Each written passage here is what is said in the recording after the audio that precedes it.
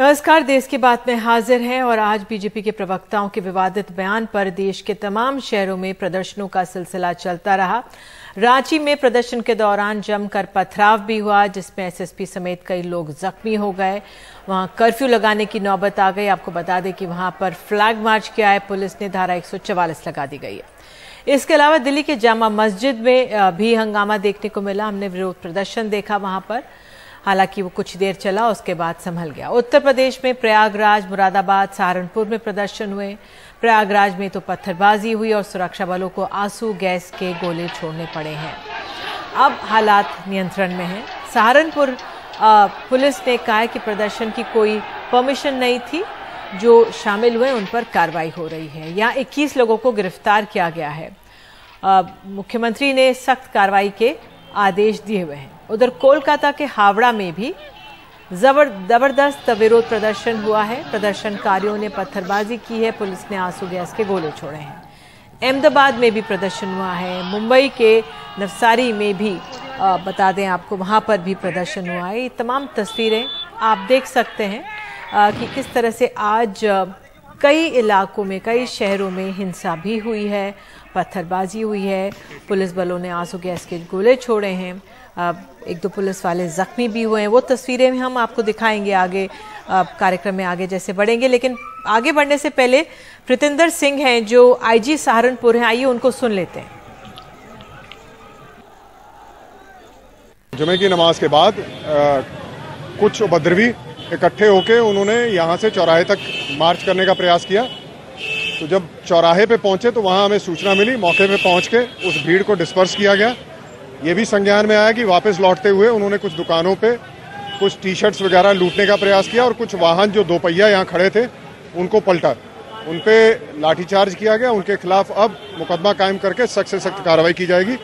जिन्होंने भी इस तरह का उपद्रव किया है उनकी प्रॉपर वीडियो रिकॉर्डिंग है, मीडिया पर्सनल से भी वीडियो रिकॉर्डिंग ली जाएगी और सख्ती से उनके खिलाफ कार्रवाई होगी।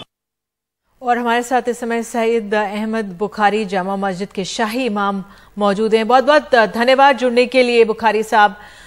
जामा मस्जिद में ही सबसे पहले दृश्य आए थे और मुझे कहा जा रहा है उनका लिंक हमारे साथ फिलहाल चला गया है। कोशिश करेंगे उनसे जुड़ने की और उनसे बात,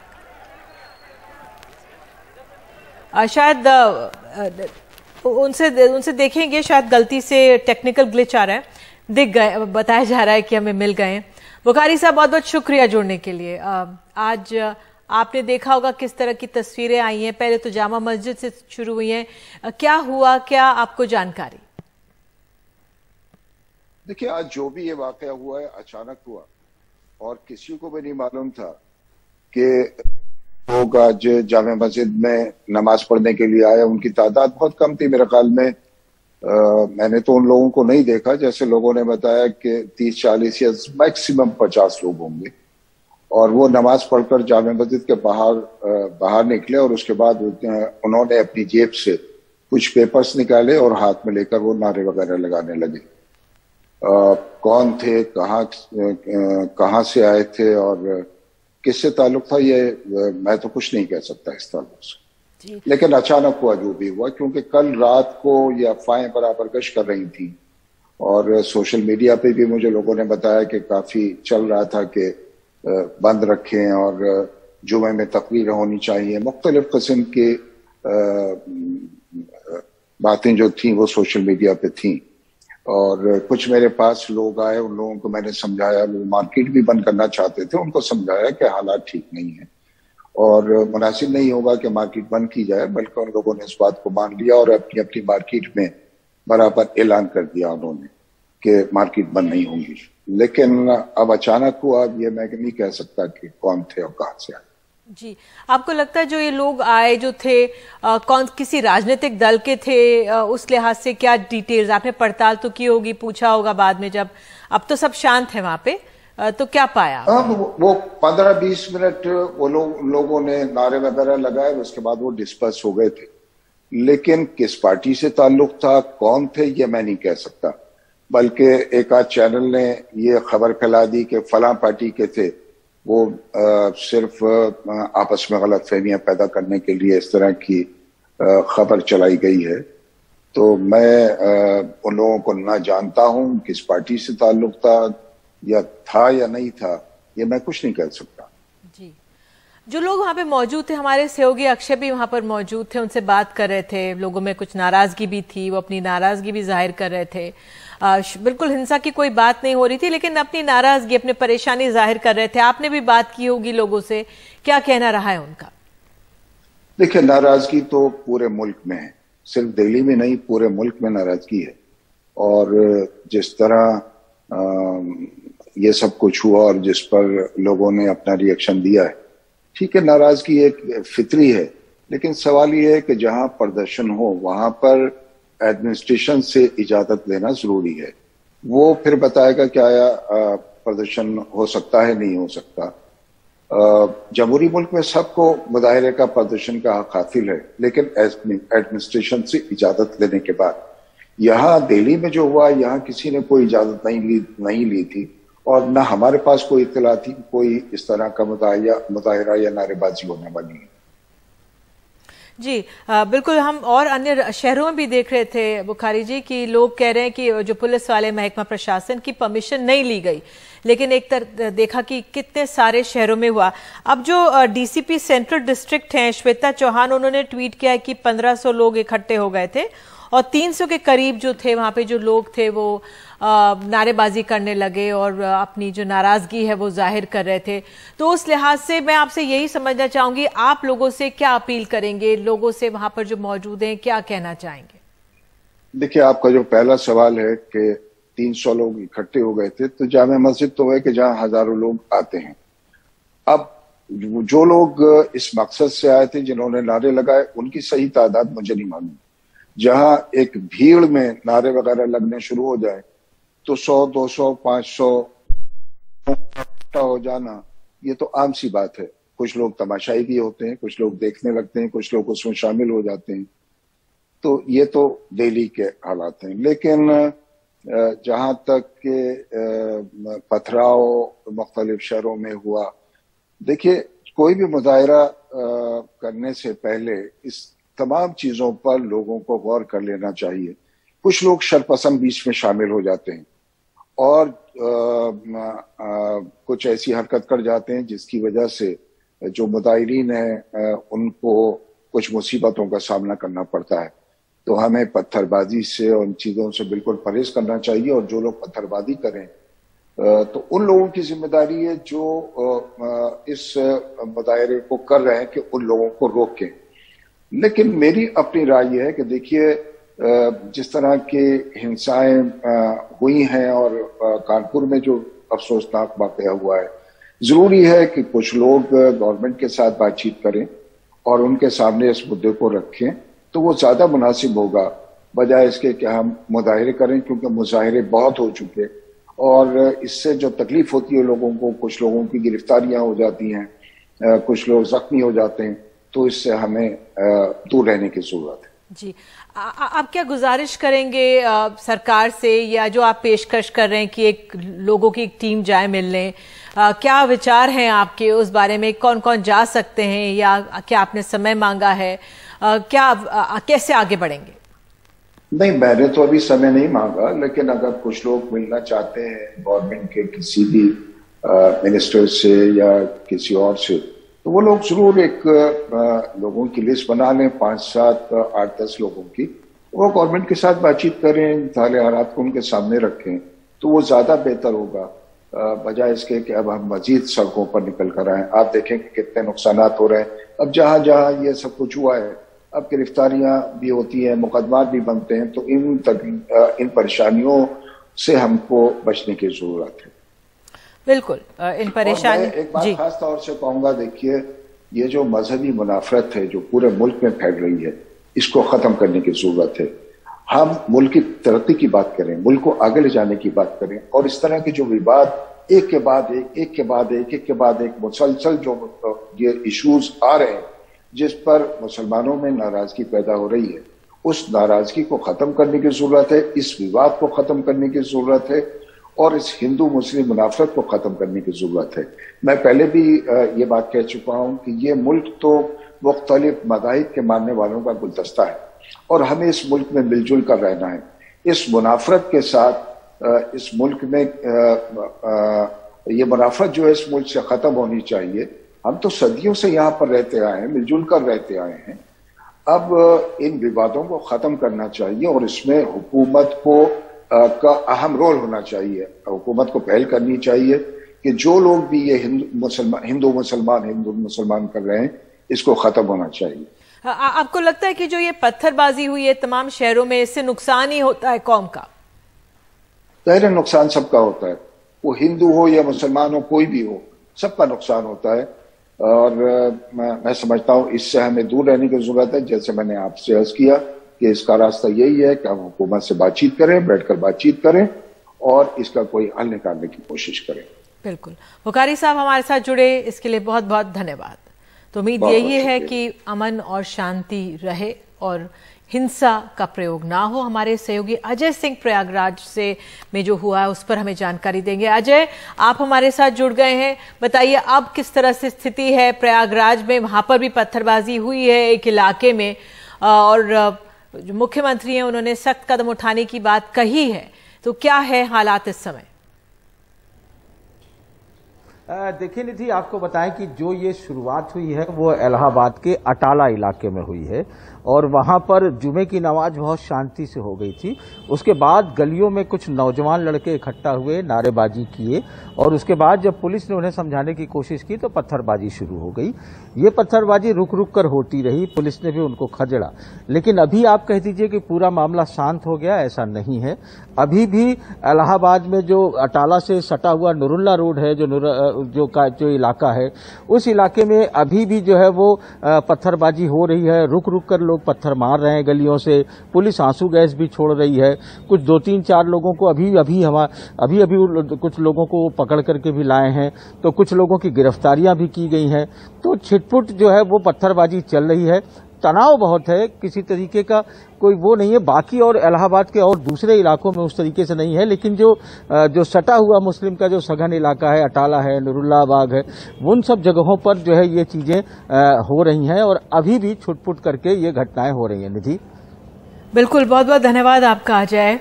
हालात पर आप नजर बनाए रखें और इसी मसले पर जिस तरह की आज ये हमने स्थितियां देखी हैं, हिंसा भी देखी है, पथराव देखा है, आंसू गैस के गोले छोड़े गए और किस तरह से इतना विरोध प्रदर्शन हुआ है। हमारे साथ सईद कासिम रसूल इलियास है, member all India Muslim personal law board. बहुत बहुत धन्यवाद जुड़ने के लिए। कासिम साहब, एक चिट्ठी आप लोगों की तरफ से जारी की गई है, लोगों से कहा गया है कि भाई आप ये टीवी डिबेट्स वगैरह इसमें ना जाएं, क्या सोच, क्या विचार इसके पीछे, क्या मंशा? जी देखिए, असल में आजकल हमारे पास टीवी चैनल जो है, जिसको हम आमतौर पर गोदी मीडिया कहते हैं, ये टीवी चैनल बजाय इसके कि मुल्क के डेवलपमेंट पर कोई बात करें, ये जो धार्मिक उन्माद पैदा करने के लिए नए नए विषय लेके आते हैं और उसमें जो लोग शामिल होते हैं उनको कोई मतलब नहीं होता है देश से, शांति से। तो इस तरह की चीजों में हमारे बहुत सारे मुसलमानों की तरफ से भी कुछ उलमाए कराम और कुछ इंटेलेक्चुअल चले जाते हैं और फिर उस डिबेट में जो दूसरा पक्ष होता है वो इस तरह की छेड़खानी करता है, कभी धर्म पर टिप्पणी करता है, कभी धार्मिक जो पर्सनैलिटीज हैं उन पर टिप्पणी करता है। और आप जानते हैं कि अभी जो कुछ टाइम्स नाउ पे हुआ था उसमें पूरे देश में ही नहीं, किसी चैनल का नाम, कासमी साहब, किसी चैनल का नाम यहाँ पे ना लें हमारे चैनल पर। दूसरी बात, मैं आपसे जो जी मैं समझ गई जी, मैं आपसे ये पूछना चाह रही थी कासमी साहब, सवाल ये उठ रहे हैं कि एक साथ इतने शहरों में प्रदर्शन जो हुए हैं, हालांकि कहा तो जा रहा है कोई कॉल नहीं थी, किसी ने कहा आह्वान नहीं किया था इसका, लेकिन ये भी कहा जा रहा है एक तरह से इतने सारे कैसे हो गए? क्या आप लोगों को क्या डिटेल्स मिली हैं? देखिए, कल ही all India Muslim personal law board के जनरल सेक्रेटरी साहब ने एक बयान जारी किया था और ये कहा था कि हमने कोई ऐलान नहीं किया है किसी भी प्रदर्शन का और किसी मुस्लिम ऑर्गेनाइजेशन ने ऐलान नहीं किया है प्रदर्शन का, इसलिए प्रदर्शन न किए जाएं। ये बात साफ तौर पे पूरे देश में कह दी गई थी। लेकिन हम ये समझते हैं कि ये डेलिब्रेटली कुछ लोग शरारती तत्व जो है वो मामला को खराब करने के लिए प्रदर्शन वगैरह निकाल रहे हैं। और हमने ये साफ बात कही थी कि भाई आपको अगर अपने उसका वो करना है तो आप जो है मेमोरेंडम दे दीजिए डीएम के पास जाकर और ये कहिए कि ये प्रधानमंत्री को या राष्ट्रपति तक पहुंचा दिया जाए। इससे ज्यादा कोई और काम करने की जरूरत नहीं है। तो ये जो ये जो कुछ भी हुआ है ये सही नहीं हुआ है और जो कुछ भी हो रहा है सही नहीं हो रहा है। लेकिन देखिए, मैं ये कहता हूँ कुछ लोग पत्थर चलाते हैं। अभी मैं आपके टीवी चैनल पे ही देख रहा था कि पुलिस भी उसी तरह पत्थरबाजी कर रही है। तो पुलिस का काम होना चाहिए कंटेन करने के लिए किसी भी चीज को। कासमी साहब देखिए, जो तस्वीरें आई है उसमें तो पुलिस को चोट भी लग रही है, धारा 144 भी लगानी पड़ी है ना। और ऐसे में जैसे दिल्ली में हुआ, वो तो एक प्रदर्शन हुआ, लोगों ने प्लकार्ड खड़ा करके लोगों ने दिखाया अपना, उसके बाद हालात सामान्य हो गए। लेकिन आप रांची में देखिए, धारा 144 लगानी पड़ी है। सहारनपुर में अब 21 लोगों को हिरासत में ले लिया गया है। अब प्रशासन को भी अपनी तरफ से कार्रवाई करनी पड़ी है। तो फिर जो भुगतता तो आम ही नागरिक, जो आम मुसलमान होगा वो भुगतता है, भले ही शरारत कुछ लोगों की हो इसमें, लेकिन नहीं। आपकी बात से मुझे बिल्कुल सहमति है। मैं ये कहना चाहता हूं कि असल में ये जो प्रदर्शन खड़े होते हैं क्यों होते हैं, पहले तो ये देखिए ना, जो असल इश्यू है, जब उस पर रोक नहीं लगेगी, जब आप उस पर रोक नहीं लगाएंगे तो इस तरह की चीजें पैदा होगी। अब आप जिस तरह हमारे टीवी चैनल्स के ऊपर में ये इस तरह की बातें हो रही है, किसी धर्म विशेष के ऊपर टिप्पणी हो रही है, किसी पर्सनैलिटी पे टिप्पणी हो रही है, तो जाहिर है कि इससे उन्माद तो पैदा होगा, इससे जो है लोगों के अंदर गुस्सा होगा और उसका प्रदर्शन का मुजाहरा होगा। बट कासमी साहब, अब दोनों, अब स्थिति तो ये हो गई है, परेशानी की बात ये है कि अब दोनों मतलब दोनों तरफ से बयानबाजी हो रही है, एक को दिखाएं दूसरे को दिखाएं। तो जो ये कड़वाहट इतनी बड़ी है, इसको रोकना बहुत जरूरी है। जो ये कट्टरता बड़ी है, इसको रोकना बहुत जरूरी है अपने आप में।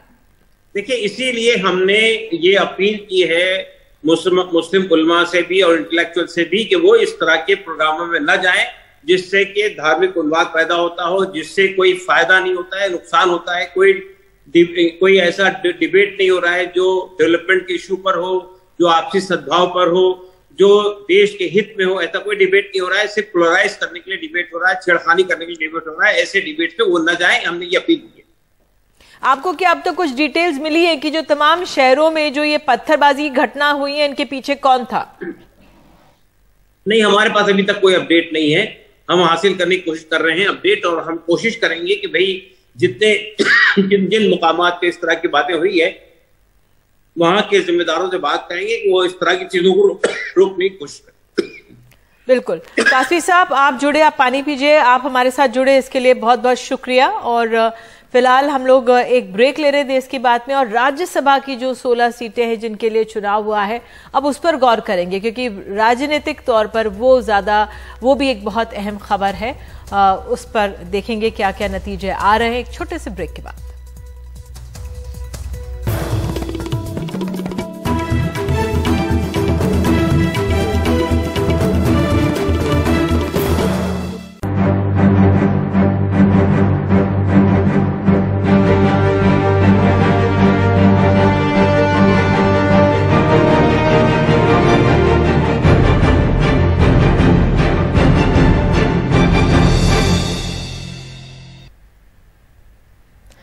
तो राज्यसभा की रेस, आज राज्यसभा के चुनाव के लिए जो वोट हैं वो पड़ गए हैं। कुल 57 सीटों पर चुनाव है, जिनमें 41 पर निर्विरोध फैसला हो चुका है।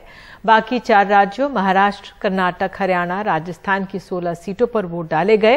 ये बिल्कुल नतीजों की घड़ी है। महाराष्ट्र, राजस्थान, कर्नाटक और हरियाणा में एक एक सीट फंसी हुई है, जहां दिलचस्प मुकाबला है।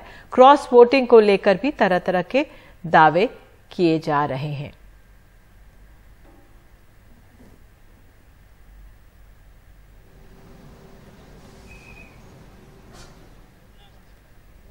और आपको बता दें कि जेडीएस के एक विधायक ने कर्नाटक में कांग्रेस के पक्ष में वोट दिया है। सुनिए उनका बयान। I voted Congress. Why, sir? Why, sir?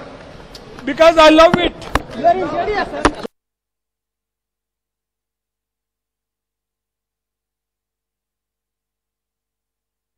और इधर आपको बता दें, बीजेपी महाराष्ट्र और हरियाणा में वोटिंग में गोपनीयता के उल्लंघन की शिकायत कर रही है। आज एक डेलीगेशन चुनाव आयोग से भी मिलकर आया।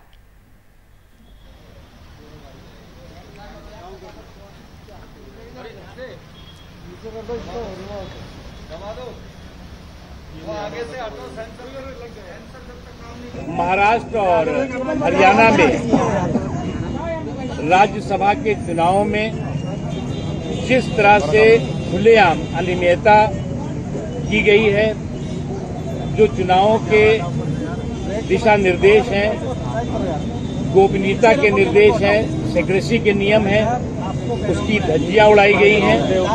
उस संबंध में महाराष्ट्र में भी और हरियाणा में भी हमारी पार्टी ने अधिकृत रूप से वहां के जो चुनाव अधिकारी हैं उनको, ऑब्जर्वर को शिकायत भी की है और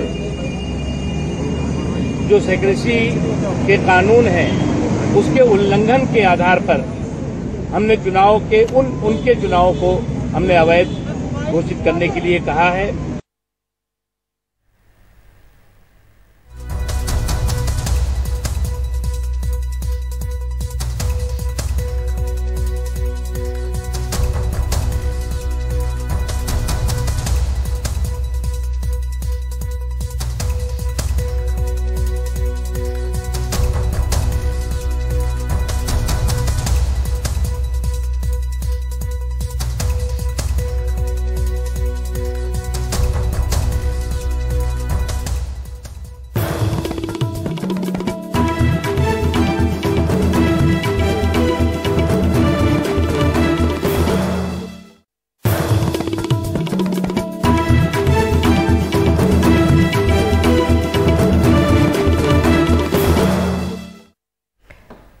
पंजाबी गायक सिद्धू मूसेवाला की हत्या के मामले में पंजाब पुलिस को एक अहम कामयाबी हाथ लगी है।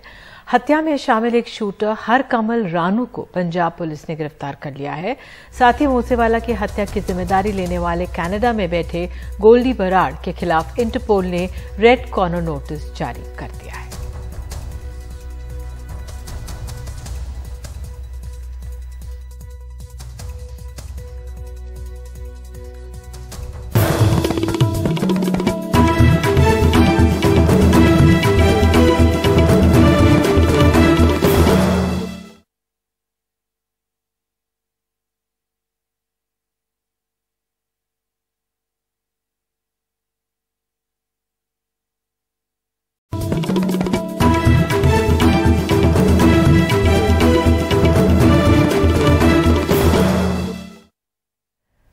तो आज दिन में वही विरोध प्रदर्शन की तस्वीरें आती रहीं। दिल्ली, प्रयागराज, मुरादाबाद, सहारनपुर, हर जगह हंगामा दिखा। रांची में मामला हिंसक प्रदर्शन तक चला गया। पथराव में शहर के जो एसएसपी सहित कई लोगों को चोटें आई हैं। इस बीच एनडीटीवी से बात करते हुए जामा मस्जिद दिल्ली के शाही इमाम ने कहा है कि पथराव से सबको बचना चाहिए। हम सदियों से साथ रहते आए हैं, मिलजुल कर रहेंगे।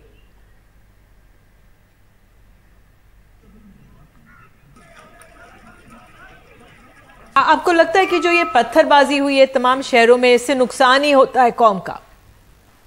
ज़ाहिर नुकसान सबका होता है, वो हिंदू हो या मुसलमान हो, कोई भी हो, सबका नुकसान होता है। और मैं समझता हूँ इससे हमें दूर रहने की जरूरत है। जैसे मैंने आपसे अर्ज किया कि इसका रास्ता यही है कि हम हुकूमत से बातचीत करें, बैठकर बातचीत करें और इसका कोई हल निकालने की कोशिश करें। और हमें इस मुल्क में मिलजुल कर रहना है।